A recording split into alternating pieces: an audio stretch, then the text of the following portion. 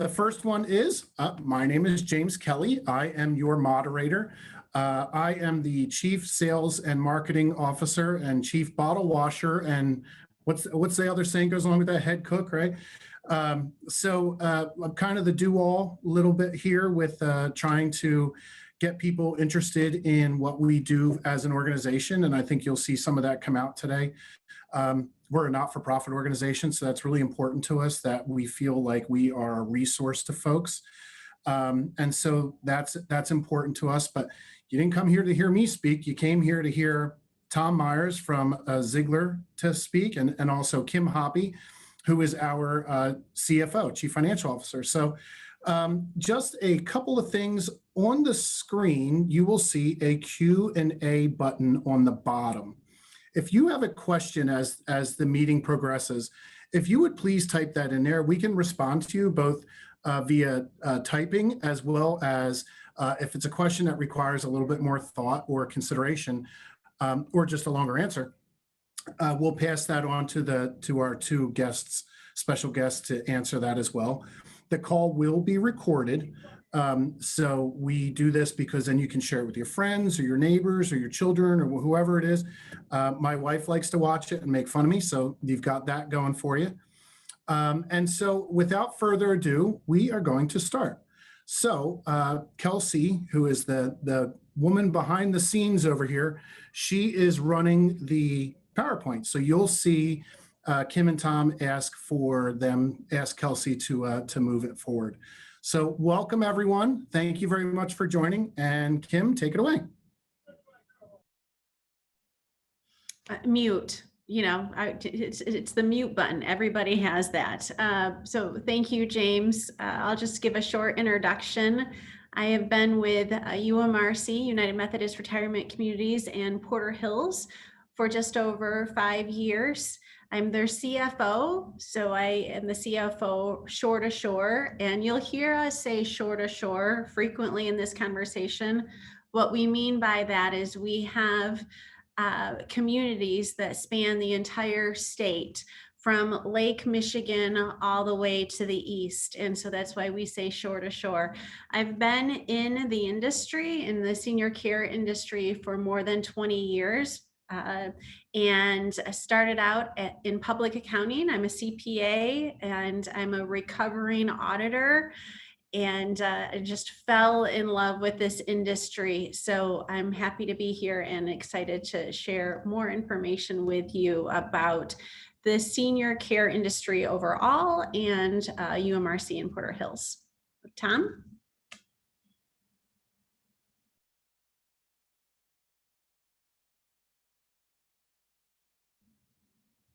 Tom, we're having a little hard time hearing you. Sorry, your comment on mute got me. So thank you. Hi, everybody. This is Tom Myers with Ziegler. Many thanks to James and to Kim and others at the UMRC Porter Hills organization, including Steve Fedico, the CEO. So I'm with Ziegler. What Ziegler do? James and Kim and Steve and others, they run them. You live in them, and we finance them. So we help provide financing to not-for-profit senior living organizations. I've been with Ziegler for 25 years. I've been covering the state of Michigan the entire time. I was raised in Ohio, so Michigan has a dear place to my heart. And I've known your two respective organizations for a long time, about on the order of 15 to 20 years between the two. So we're very pleased to be here with you today. I guess I said a little bit about Ziegler. Kelsey, if you want to go one more. Ziegler, we're a private investment banking firm, and we raise money for not-for-profit organizations, primarily senior living, hospitals. We do some educational, such as charter schools and higher education.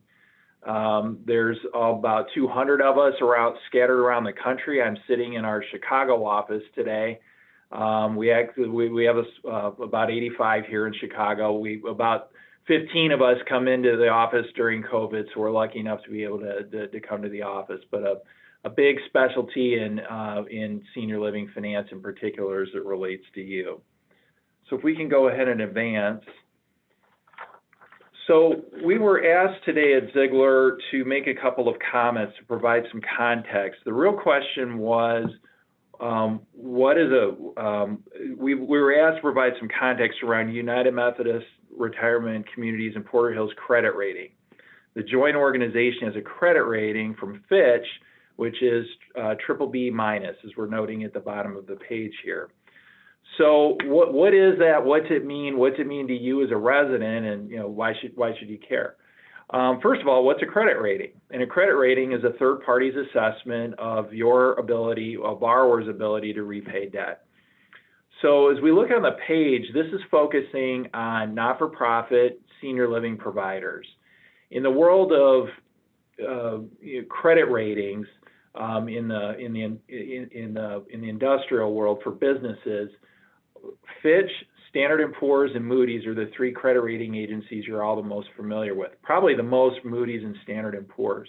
Moody's does not rate senior living organizations, as you can see sort of on the left side of the page. What Standard & Poor's does, as does Fitch. Standard & Poor's is shown in gray, and Fitch is shown in Ziegler purple.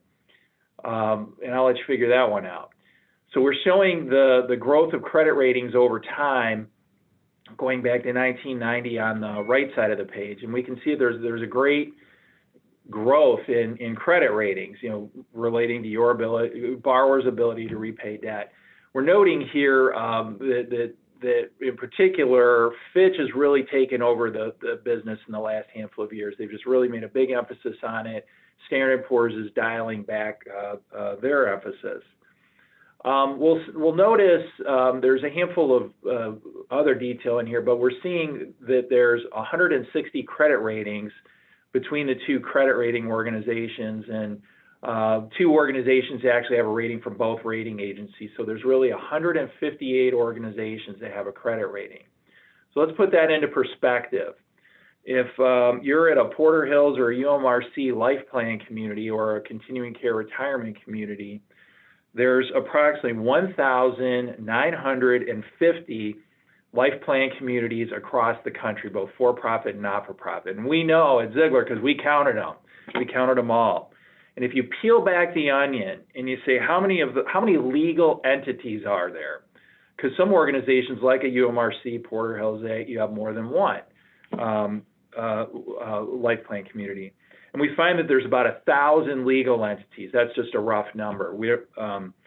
So if you take 158 and divide that by approximately 1,000, let's say that's like 15%.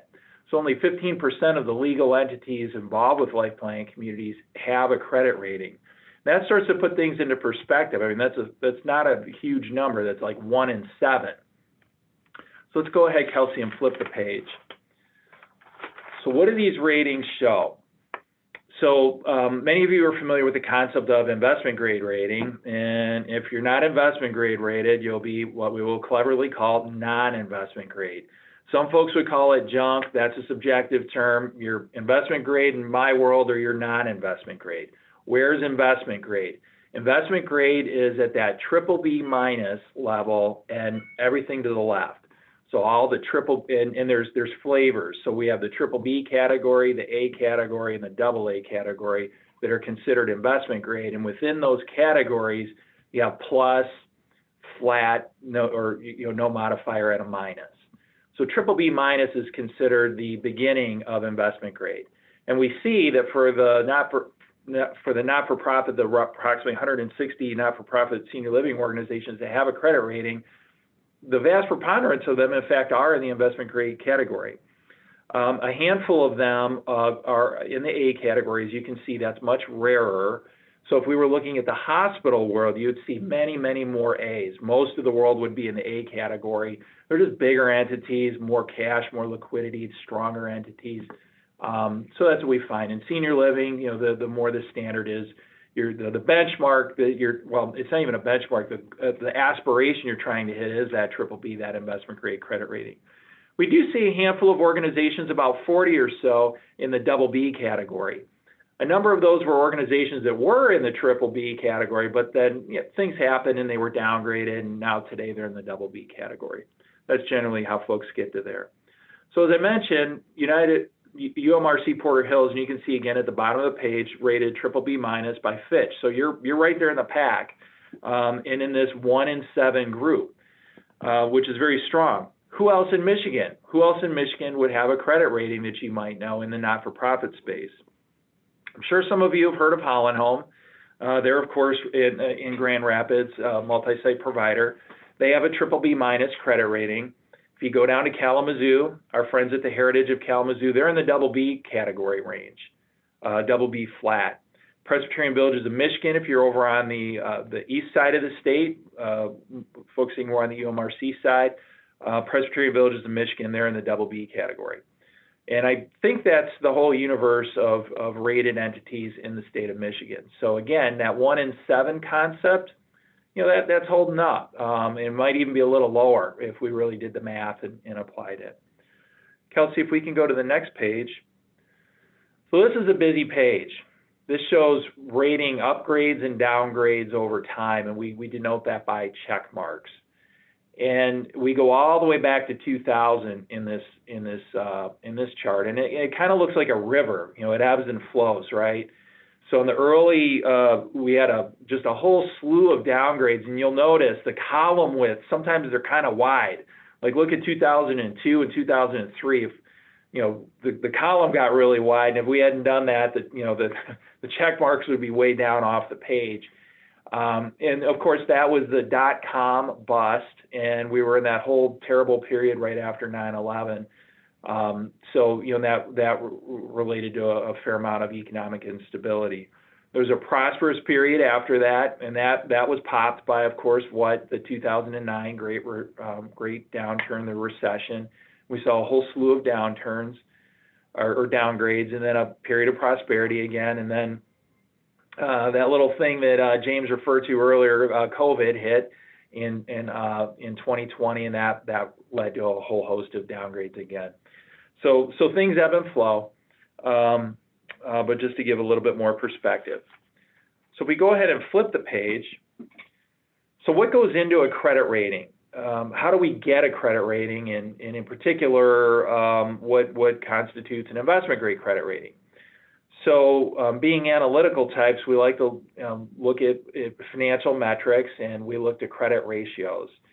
So we're going to take you a little bit into the nuts and bolts. And the use of credit ratios is not the sole determinant of a credit rating, but it's one of the determinants, but it's a big backbone to a credit rating. So credit ratios, and some of you, I'm sure, work with ratios through the years in your professional lives, so this is all fairly intuitive. They're easy for making comparisons from one organization to another. They're going to show financial strengths and weaknesses, good for identifying trends, good for identifying outliers. It's a good reporting tool, and they're widely used by the credit markets, so banks, credit rating agencies, investment bankers like Ziegler. So let's flip the page, Kelsey, and let's take a look at 3 credit ratios that are used widely in not-for-profit senior living and in the hospital world too, and in other industries too, for that matter. But these, I would call these the big 3. And the first one is debt service coverage ratio. And this is, this is probably the most important credit ratio that we have. It's really just a measure of cash flow. What's an organization's operating cash flow, including entrance fees, relative to its debt service requirements. And we see here the Fitch medians for one of the credit rating agencies, their median values they have for different periods of time for the credit organizations that they rate. There's something, CARF medians as well, which is just another benchmarking source that we use in not-for-profit senior living. That's shown. So it's just a different data set, but we looked at these 2 data sets. What's super important to note here is, remember how we said there's really only like 1 in 7 of all the legal entities in the country or not-for-profits who have a credit rating? We're now looking at that 1 in 7. We're looking at the medians, what's the middle value of that 1 in 7 group. So these by no means are the industry norms. They're not the averages by any stretch. We're looking at a rarefied group of what I'm going to call well put together, organized, high performers, and we're looking at the median values of high performers, of which UMRC Porter Hills is one, and you have that BBB minus credit rating. So congratulations on that. You are in a rarefied group if there's one takeaway that is starting to emerge. As we go to the last couple of slides that I'll comment on, the next one, Kelsey, is days cash on hand, just a measure of liquidity, cash. Sounds trite, cash is king. It is. It's very important. That was a nervous laugh. And one of the measures we look at is the number of days cash on hand that an organization has. It's an absurd kind of measure. It just assumes that no more revenues come in, and just out of that pile of cash you have sitting next to the CFO's desk, next to Kim's desk, how many days can the organization keep on running before it runs out of cash? We hope that never would happen, Kim, that revenue just stops, but that's what the measure is. And we see this measure used in many other industries. The last one, Kelsey, a ratio, is the ratio of cash and investments to long-term debt. So just a measure of cash to the relative debt load that an organization has. Lastly, my last comment, Kelsey, on the last page will be just other factors that are considered in a credit rating. Whoops, we'll go the other way. So other factors considered in a credit rating is really the primary market area. And so, be it Western Michigan, UMRC Porter Hills, it operates in a couple of market areas. You have really probably, I think, arguably two primary market areas, being Western Michigan and that Chelsea market. It's really looking at, what's the vitality, the economic vitality of that area. Is it a vibrant area? Is it growing economically? Are businesses coming in? Is population growing? Is population waning? Are they dependent on one main industry, and that main industry just had the plug pulled on it? Those kinds of things. They'll have spillover effects and long-term effects to a credit rating. So by inference, you could say if one is in a not prosperous economic market from a general perspective, it might be harder to pursue a credit rating. Occupancy of the community, how well are you utilized? These communities, Kim, they're not that tough, right? As long as they're full, they generally do what they need to from a financial perspective. But if they're not full, boy, that's a problem. That takes us back to our first point. But it's not only the community, but how are others doing? So if there's 6 competitors in town and you have, your community, and what are the other 5 doing? Maybe your occupancy is down and it's all full at the other 5, or vice versa. And what's somebody doing relative to the other? Those are some of the kinds of things that we'll want to get into. This next one is really important: pricing, including price increase history. The investors, when I'm underwriting bonds for UMRC Porter Hills, as I have done, public debt, we talk about that in the offering document. What has been the pricing history for the organization? And it's not just your organization, it's all organizations. The rating agencies want to know about this. The investors want to know about this. The banks want to know about this. And, there's a whole host of reasons why. Hopefully it would be rather intuitive. The one piece, obviously, is just keeping pace with inflation. Now, we know inflation's been relatively tame in recent years, but in other periods of time, it was not tame.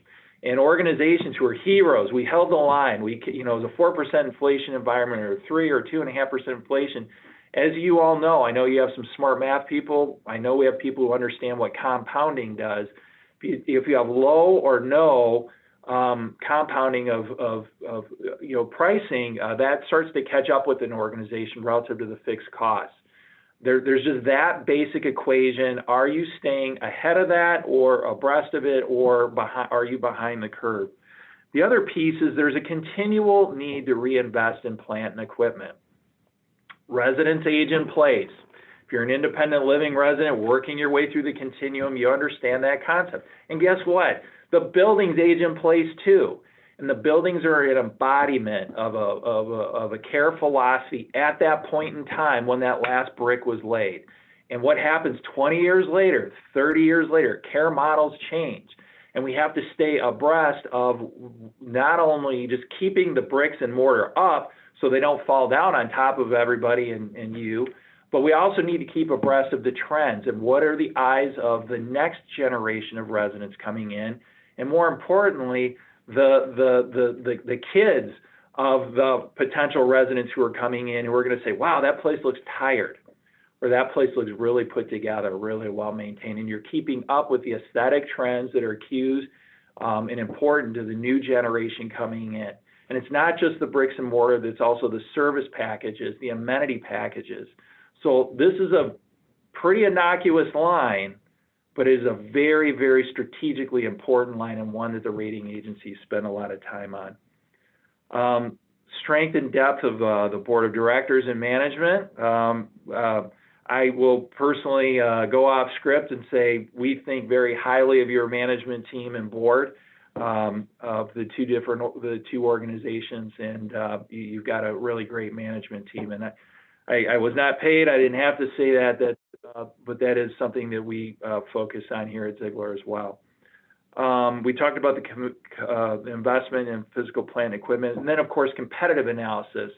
So this kind of ties back into some of these other comments, going back into occupancy of the community, and just, how does an organization differentiate itself? So, Michigan is a pretty competitive place for not-for-profit senior living as well, and there's plenty of for-profit folks out there. Well, so you have to do something different than everybody else.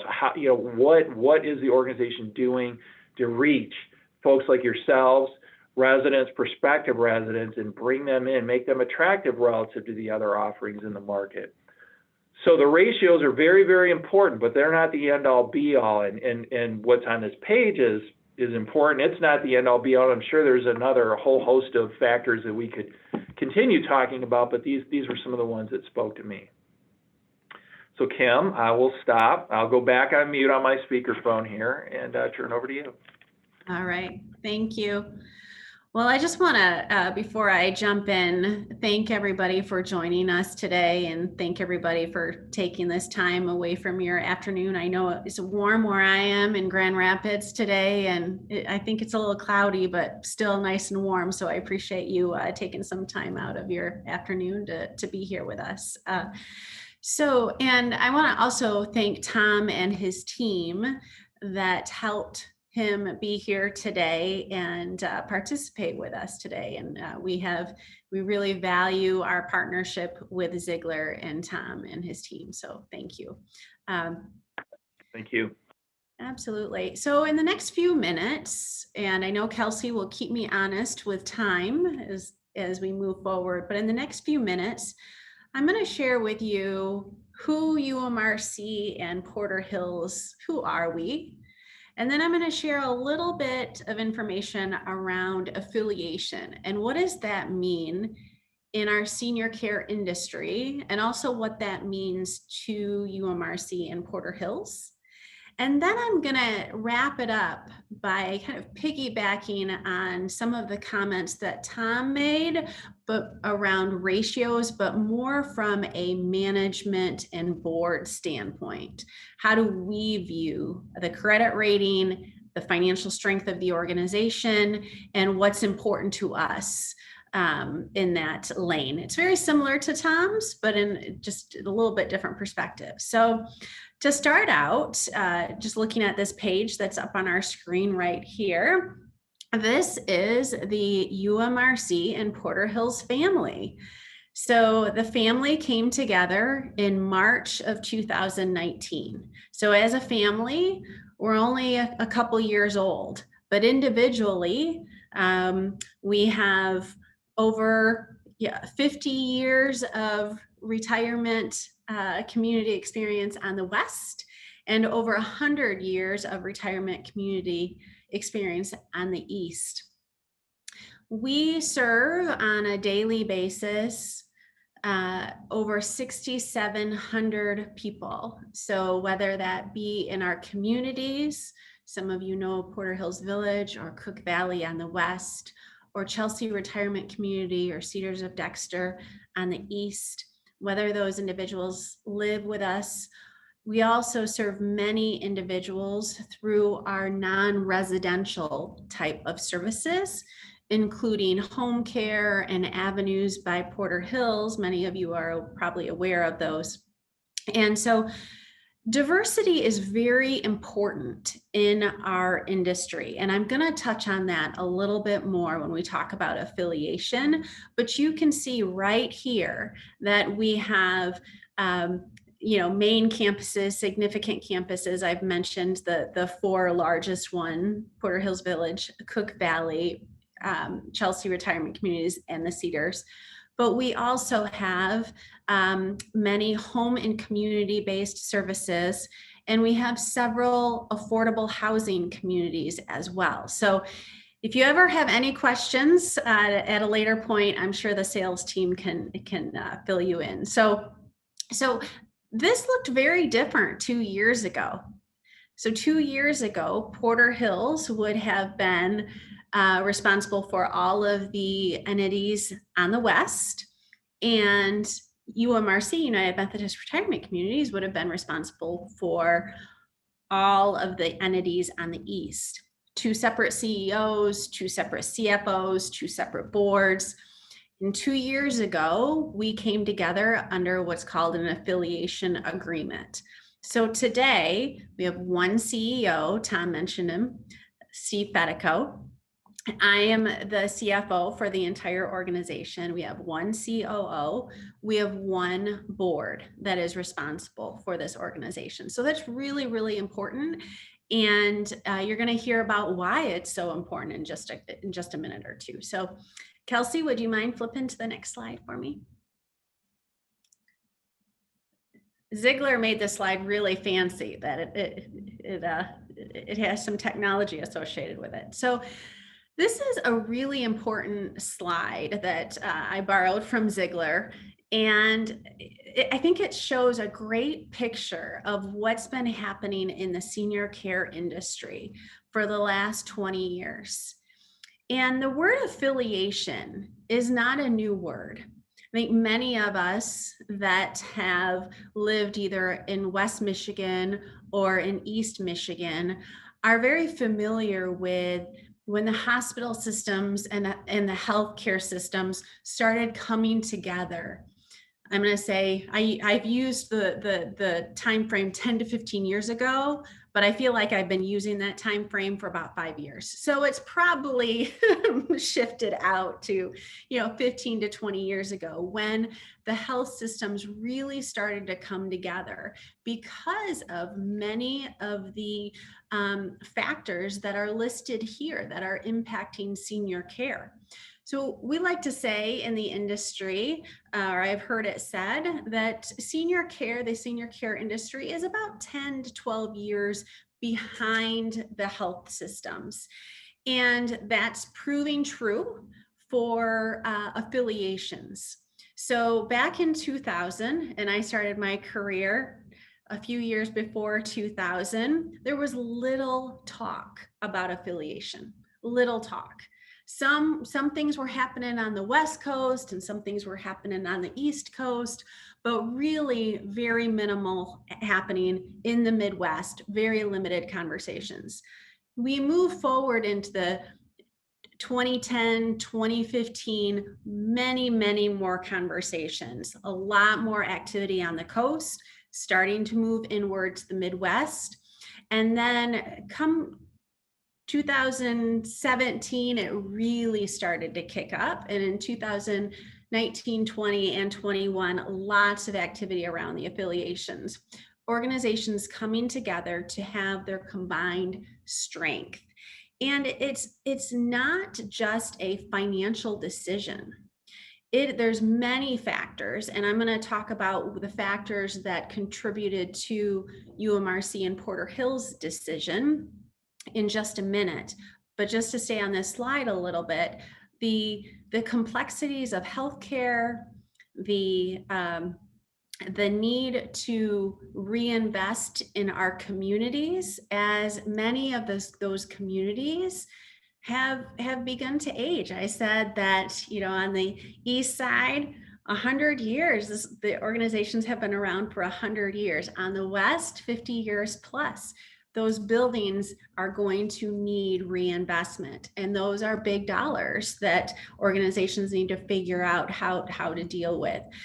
Another item I'm going to comment on is the ability to attract and retain talent. That is significant, not only at the leadership level, but also at the direct care. And having scale allows organizations to offer competitive benefits, unique benefits. I know that as Porter Hills and UMRC came together, we combined our benefit structures, our retirement structures, and in the end, that benefited our team members. And so just thinking about things like that is really important from an affiliation standpoint. Diversity of service lines. That's the last one listed in 2021 column.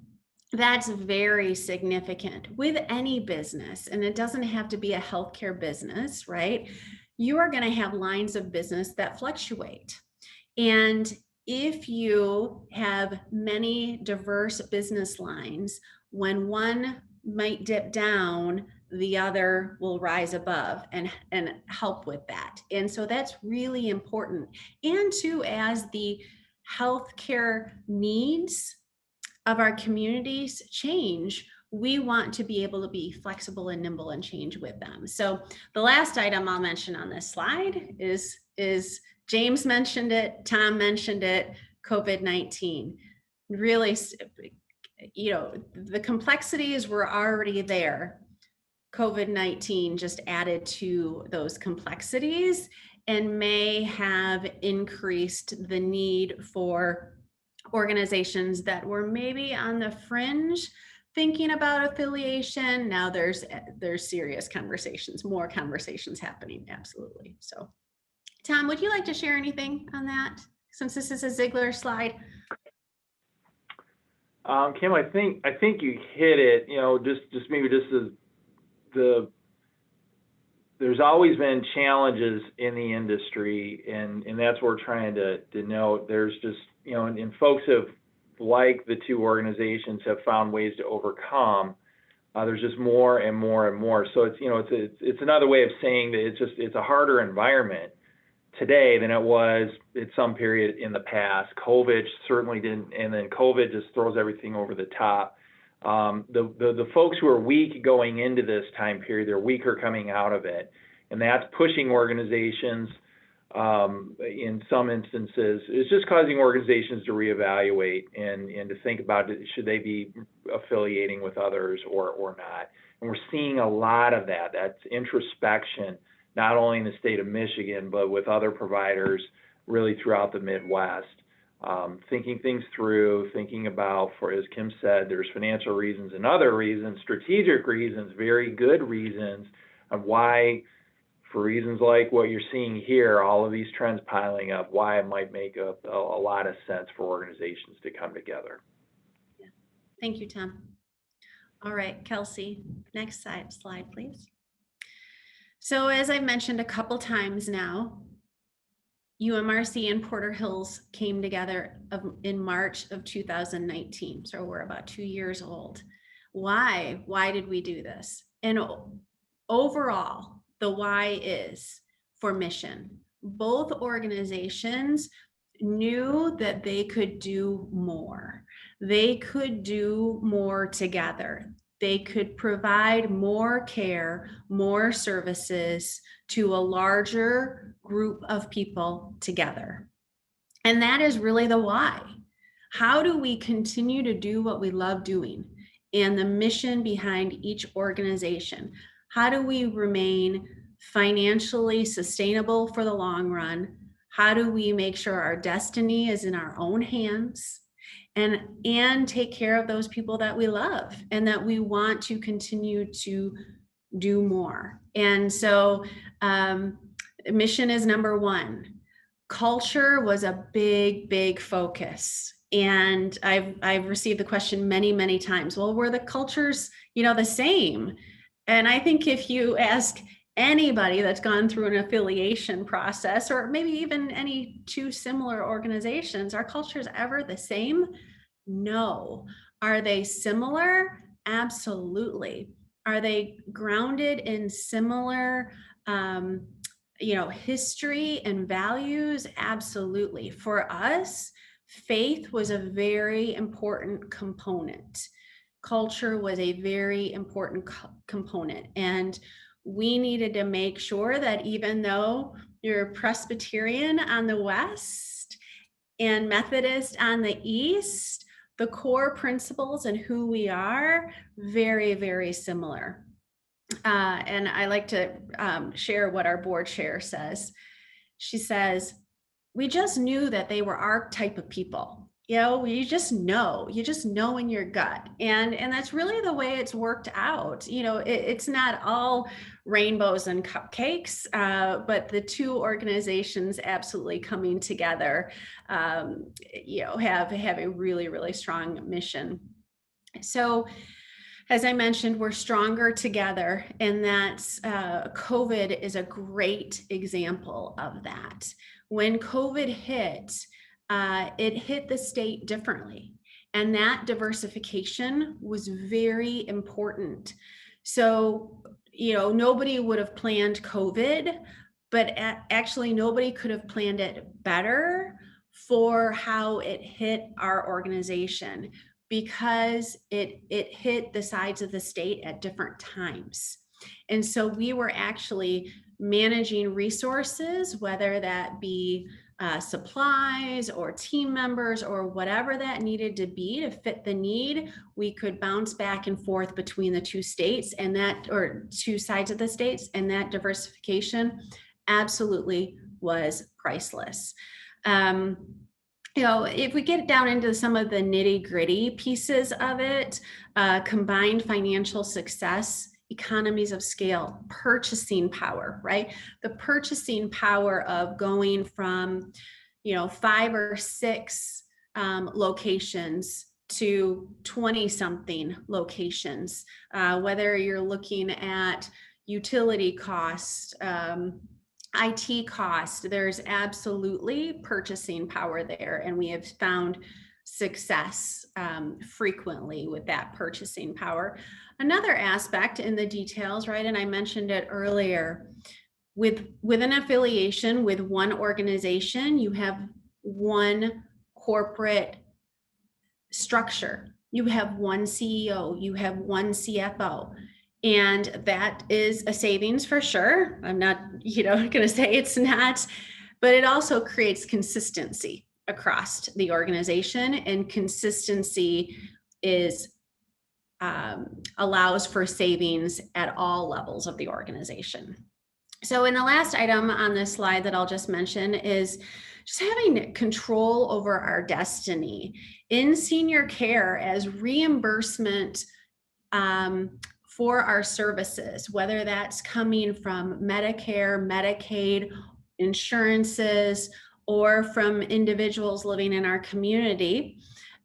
Those reimbursement sources fluctuate, and we need to be flexible and nimble and be diverse enough that we can also be flexible as those reimbursement things change, because I guarantee you they're going to change, and we need to be able to respond to that. And single site organizations that maybe only have 1 or 2 different revenue sources, it's very hard for them to be flexible and nimble. And I think that's what many of them are running into right now. So, all right, next slide.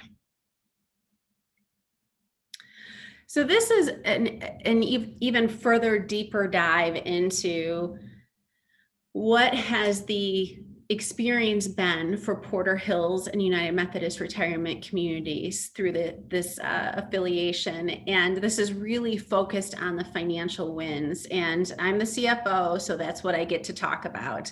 If the CEO or COO were here, or somebody else here, you could hear wonderful things about our culture and amazing things about the services that we are providing. But I'm the CFO, so I get to share the financial piece. So, so from a financial win standpoint, we were able to bring our debt together as one affiliated organization. Tom mentioned through that process, we are rated as one organization, a BBB minus. As a result of bringing that debt together, we have saved, or we will save close to $5 million in debt service over the span of our debt.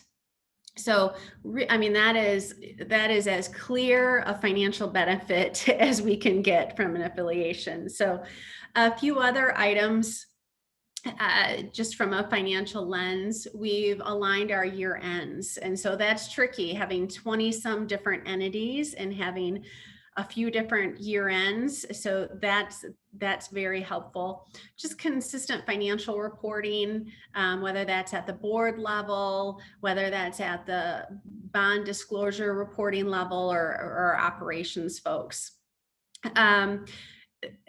We have one consistent investment custodian, shore to shore. So all of our entities have the same investment advisor and custodian. So that's very, very helpful for our foundations. I mentioned a centralized corporate office, and just weathering the storm and the financial impact of COVID-19. There's a piece of COVID-19 that we haven't talked about yet, and that is the cost of all of the supplies and the additional wages that go into COVID-19. And also there's lots of different funding sources for COVID-19, but there's a lot of regulation tied to those. And so it's a significant lift to work through those pieces, and we've weathered that storm well with together. Next slide, please. Yeah, so we're going to shift gears and start talking about UMRC in Porter Hills and the financial structure of a senior care organization. And this structure that is laid out here is very consistent with most large multi-site retirement communities like Porter Hills and UMRC. When we think about a single site senior care organization, they may not have all of these pieces, but the larger ones would. And so when you think about, for those finance people that might be on this call, when you think about your balance sheet or your income statement, or really just what drives the financial engine of the organization, we've got a few components. So you have the baseline operations, your revenue and your expense of each community. You have proceeds from entrance fees, and though that is a new topic for a lot of people, and if you want to hear more, please reach out to me. But really, it's called a life lease agreement, and you make a certain deposit when you move in, and some of it may be refundable when you move out. It's not new to the industry, but it can be new to individuals that are not familiar with it. But that actually drives a significant. Now, if we keep circling around here, we have treasury management. And so we have investments, our foundation has investments, and really being smart about how we invest those dollars. Capital structure. Tom mentioned reinvesting into our buildings. That capital structure and what that financing structure, and Tom would help us with that, looks like, that is a key component. And like I said, we had a $5 million savings. Those are big dollars associated with capital structures. It's important that we have the right people at the table having those discussions. And then contributions. So we have two foundations, one on each side of the state, and they help us significantly. One, James mentioned that we're a not-for-profit, and we're very proud that we're a not-for-profit, and there is a not-for-profit difference. There's several things that make not-for-profits unique. A couple of those are usually our staffing ratios are higher. We tend to try to staff heavier than a for-profit in the same industry. In addition, the most significant difference is the foundations. And the foundations are there to help the communities. And if somebody living in our community has financial difficulties, we have a benevolence program that we will work with that resident to find solutions for that resident. So we like to say, when you move into Porter Hills or UMRC, we want you there to stay with us until you're ready to leave. But any financial difficulty should not make you leave the community. We will figure that out, and that is all because we have the foundations. Okay, next slide. I know I'm getting to the end, so I'll wrap it up quick. So Tom mentioned the financial ratios, and these are key ratios for us as a management team and our board. And he mentioned CARF briefly, and Fitch, he mentioned that we are rated a BBB-, and that's really what we keep an eye on, are those two financial benchmarks. We have many ratios that we look at throughout the year and in financial strategic planning. And those would include operational ratios, liquidity ratios, what's our cash look like, what's our investments look like, and then capital, what does our debt and financing look like. So Kelsey, if you can move on.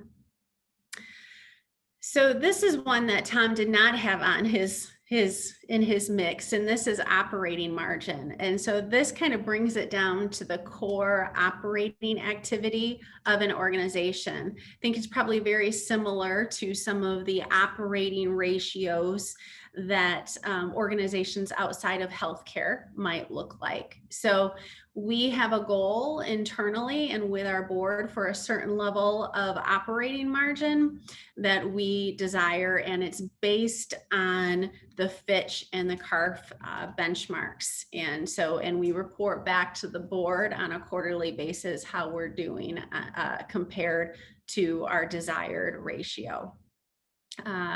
Kelsey, next slide, please.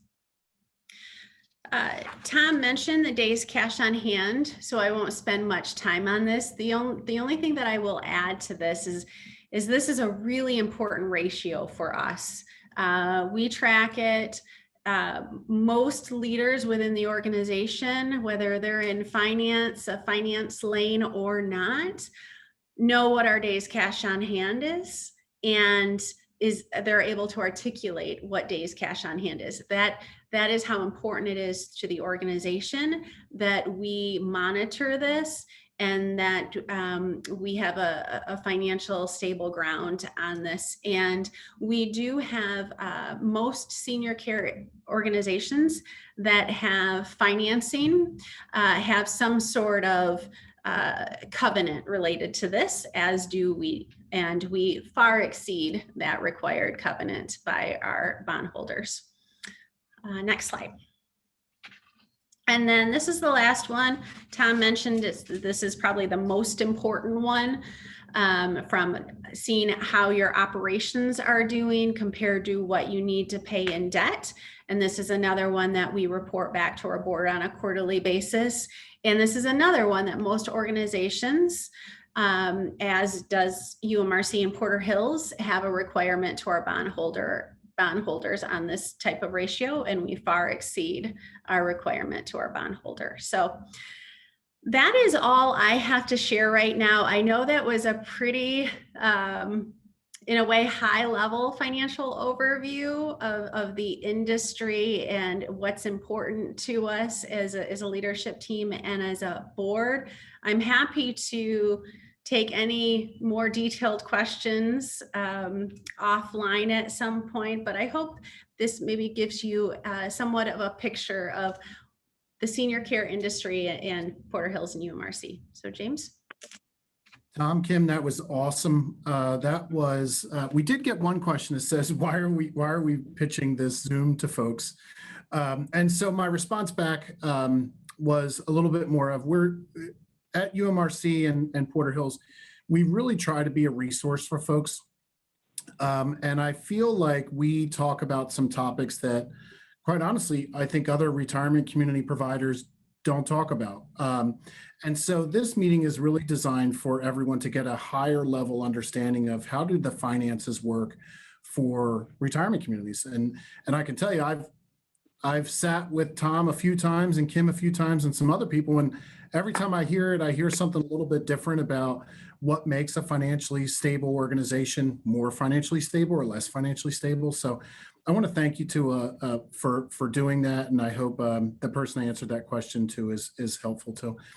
And then also I want to be specific too, that if you have questions about one of the communities in general that we work with, either with UMRC or Porter Hills, that there's going to be some information on after this slide to walk through that, so you know who to reach out to. This is a question that I don't know who wants to answer this one, but it is, what was the Fitch ratings of each of the affiliated entities before the affiliation? I can answer that. Okay. So before the affiliation, United Methodist Retirement Communities, which would have included Chelsea Retirement Communities and Cedars of Dexter, would have been a triple B. And then before the affiliation, over the last few years, Porter Hills did not have a rating. We'd have to go back a few years since Porter Hills had a rating. So triple B plus on the east, on the west, there wasn't a rating. Together, we received the triple B minus in I'm saying August of 2020. Yes. Correct. Good question. Thank you. So I don't see any more questions. So Kelsey, I'm going to ask you to go to the next slide, I believe. So there's a number of organizations, a number of communities, one organization that are showing some information here. These are the communities. Oh, we're missing one. Oh, there's Cook Valley Estates and Porter Hills Village. Sorry, so it's together. But these are basically 4 distinct properties that we own, manage, take care of, whatever you want to call. They're part of our family. And so if you want to talk to any of these people specifically about the finances of that community, or sometimes even just how to financially qualify for that community, we find a lot of people financially disqualify themselves prematurely if they don't know all the ins and outs of the finances and that kind of thing. So, we got one more question. What are the greatest threats that the senior living industry faces? Maybe a Tom answer? Tom, Sure. you want to start? Yeah, that drivers page that Kim had showed with the 2000, 2010, 2021, there's a whole host of factors. Healthcare is just more and more complex these days. Staffing, not only, and you have less of an issue, but facing the industry, there's just an awful lot of folks that are going to retire within the next handful of years, and like vast swaths of the senior living industry, the brain power, the CEO level, they're going to retire. Where are we going to find the next generation? Obviously, they're working in these communities today, but it just, there's going to be a real turnover. And there's concerns even within the industry. Where are we going to find enough people? That's for the senior positions. And we all know there's a huge labor crisis in this country. The frontline staff, we're talking, the aides, dietary, housekeeping, all of those folks, entry level kind of jobs. There's a huge lack of, so that's just a problem everywhere. Every industry is facing that. That's a major issue right now. Competition, for-profit folks have really been growing vastly. That creates some issues. Those are a handful of, then probably product line diversification, just making sure that organizations are staying up to date with trends in senior living. We all started as a nursing home. We added assisted, we added independent living, and just keeping up with those trends that are oriented around life plan communities, keeping the product fresh. those are a handful of them, and that's a quick recap of many of the factors that Kim presented on the page regarding consolidation. That's Yeah. sorry, good. Yeah, I was just gonna really echo Tom's comments, and from kind of a boots on the ground standpoint, I think James and I would both say, it's really the team members, the recruiting, that is our biggest area of focus right now, with the unemployment where it is, and really getting team members in, and committed team members, and retention and recruitment is absolutely. And I think if you talk to any senior care organization in Michigan, outside of Michigan, they're going to say that that's number one as well. Agreed. All right, so here's a question that's probably more to me, and it's, do you pre-qualify people? In some cases we do, in some cases we don't. As a not-for-profit organization, we have a little something called benevolent care. And honestly, I believe in benevolent care so much that a portion of my paycheck, every single paycheck, every 2 weeks, I was going to say every month, but it's not every 2 weeks, goes into the benevolent care program, and it's specifically designed for people that have outlived their assets and just still live at the community and need some help. And so we do pre-qualify at some places, not others. So you'd have to talk to your community to talk about that. Another question here, which I think is more of a comment question. Some communities have grants in place to allow you to age in place. Do you have these at your communities? And we don't necessarily have a grant in place for that, but I think that's probably what the benevolent care program is, right? And you took that the same way. Okay, so, and we do have the benevolent care program at most of our communities, I will say. We don't have it at all of them, but we do have it at most. Here's a question for Tom or Kim. What are the pros and cons of buying into the organization or strictly monthly renting? So that would be a question of, is it really better to pay an entrance fee, or is it better to pay month by month? Tom, I'll jump on that one, I guess. Please. Okay. From my perspective, and I believe this would be the organization's perspective as well, that is a personal financial decision. That is not an organizational decision. And so I really think it depends on your financial circumstances. And I do believe a one-on-one conversation to really get into those details and walk through the differences. It's almost like talking to your financial advisor, right? Do I invest in stocks or do I invest in bonds? I mean, it's not exactly that, but I think an in-depth conversation on what makes sense for the individual and the family makes sense. Good news is that we have those options at our largest campus. We have rental options, and we have the life lease option that you were referring to. So happy to take questions offline. All right, so trying to be mindful of everyone's time. It is 2 o'clock. I believe we have answered everyone's questions. I don't see any more coming through. So I just wanted to say again, thank you, Tom. Thank you, Kim, for agreeing to meet with everyone here. I know this takes time out of your day, and we really appreciate it. And so thank you again for doing this, and everyone, thank you for attending. We appreciate it. A copy of this or a link to this will be emailed to you that you could share with your friends or family, neighbors, whatever you'd like. But thank you very much, everyone, and have a great day.